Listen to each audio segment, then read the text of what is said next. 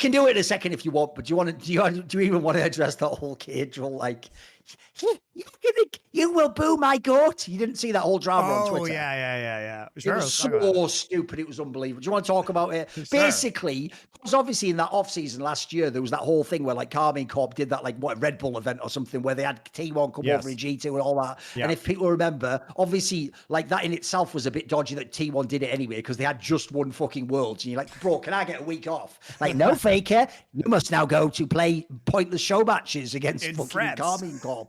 I know. So anyway, obviously the premise is anyone who knows KCorp fans, obviously their whole thing of their fan base is they're like a football fan base. They're incredibly biased in favor of their team, and they boo you if you're on the other team. So what happened was some like ultra or something, some like hyper KCorp fan, I'm assuming was the person, sort of made a tweet that was sort of like, you know, we want to boo Faker when he comes to this arena, and there'll be like 15,000 of us or something. And Caedrel did the craziest like fucking pearl clutching, like, yeah, you are a disgusting creature who wants to boo the goat. He's the goat, the goat. Like Caedrel actually, like, it's such a weird take, because here's what, I don't know if you know this, Monty, but actually he inadvertently stepped into a really classic Richard Lewis take that he won't know, which is one of the contrarian takes Richard has, but I think it's a banger, is he actually thinks no matter what you think of fans and tweets and how annoying they are, if someone pays their money for the ticket, which in theory should be the lifeblood of our industry, but it isn't, they can boo someone if they want to. If they don't like you and you're the star player,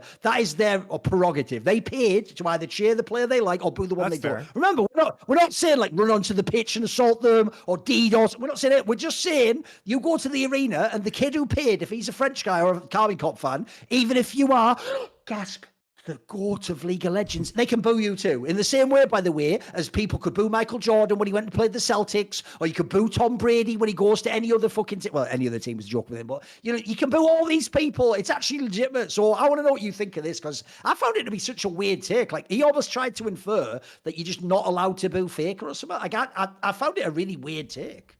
I get the idea it wouldn't be nice for Faker. I understand that. I understand that, Caedrel. I get it, mate.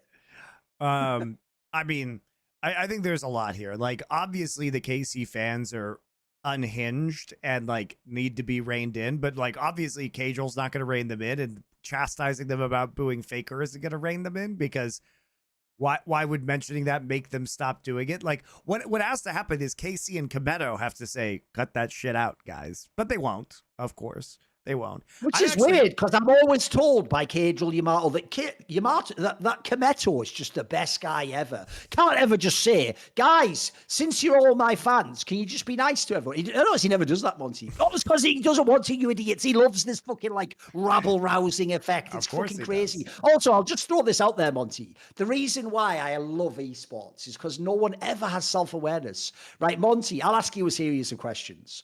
Which fan base, obviously, as an overt partnership, does Caedrel have a relationship with currently? Fnatic.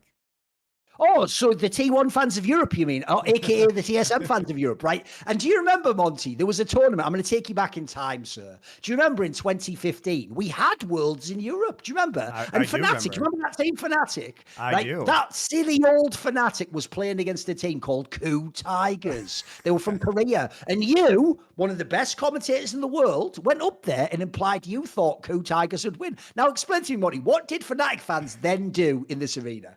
They booed. Oh, they booed you. Wait a minute. You mean Fnatic fans took one of the best in the world and just booed him shamelessly? And then I made a fire skit out of it where I said they were saying KOO for KOO Tigers, and they were supporting KOO. So they're saying KOO, and then I started chanting KOO with the crowd, and it was great. Yeah. So, you know, I don't care about being booed, because I find it entertaining to be booed. I like being the villain. It's fun. Yes. But I did just think that was certainly deliciously rich, wasn't it? Like, come on, Caedrel. Mate, you're a Fnatic fan, you fuck. What do you think they're like? They're the most annoying assholes. Also, that was the same year where Fnatic fans were like sending me death threats on Twitter, because I dared to say that I thought KOO Tigers were better than Fnatic, and even though I said I thought Fnatic was a very good team. And that was also the year in 2015 where 2 European teams made semifinals of Worlds. It was a very good performance from Europe overall. Very good. And I certainly was very complimentary about both Fnatic and OG, the two teams, throughout that entire tournament. But yeah, it was. Fnatic fans have notoriously like been the worst. It's true up until this point. Now they are no longer the worst. See more cool, funny, interesting clips based on topics from my content? Well, subscribe to this channel then, or, you know, be a pleb and don't.